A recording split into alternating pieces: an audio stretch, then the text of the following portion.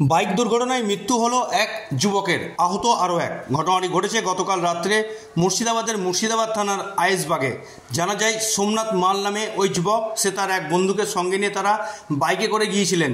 তারপরে ফেরার পথে বাইক জোরে চালানোর কারণে বাইক থেকে নিয়ন্ত্রণ হারায় এবং রাস্তার ধারে একটি পোলে গিয়ে সজোরে ধাক্কা মারে এবং ঘটনাস্থলে ছিটকে পড়ে গুরুতর জখম হন দুজন।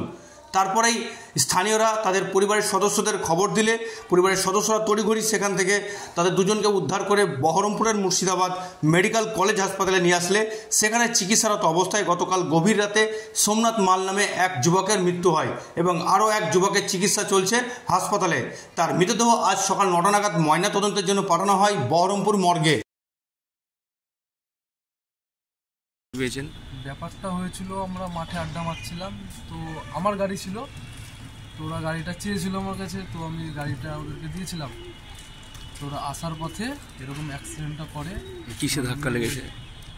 কোনো কিছু ধাক্কা লাগেনি, মানে পোল্টে ডাইরেক্ট রাস্তা থেকে পোল্টে মেরেছিল। আচ্ছা, ওরা কজন ছিল? ওরা গাড়িতে দুজন ছিল। কোথায় হয়েছিল জায়গাটা, যে জায়গাটায় হয়েছে? আইসবাগ।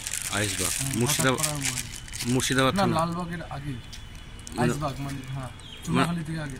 আচ্ছা, চুনাখালী থেকে, মানে ওটা মুর্শিদাবাদ থানার মধ্যে পড়ছে। মুর্শিদাবাদ থানা। দিয়ে তারপরে কোথায় ভর্তি হয়েছিল? তারপরে একটা যেখানে অ্যাক্সিডেন্ট হয়েছিল বাড়ি থেকে লোক বেরিয়েছিল, বাড়ি থেকে লোক বেরিয়ে কল করেছিল যে এরকম ব্যাপার, তো আপনারা আসেন। তো আমরা গিয়ে দেখি ওরকম পড়ে আছে দুজনেই পড়েছিল। দিয়ে তারপর দুজনকে তুলে তাড়াহুড়া করে মেডিকেলে নিয়ে আসা হলো। দুজনকে মেডিকেলে নিয়ে আসার পরে তো দুজনের ভিতরে একজন তো 1 ঘন্টা ছিল, 1-1.5 ঘন্টা, তো 1:15-র দিকে মারা গেছে। কালকে রাত্রে যে মারা গেছে তার নাম সোমনাথ মাল। সোমনাথ মাল। আর একজন এখনো ভর্তি আছে? একজন ভর্তি আছে, মুখ টুক ফ্র্যাকচার হয়ে গেছে, দাঁত মাথা লেগেছে। আপনার নাম? আমার নাম দীপ হালদার।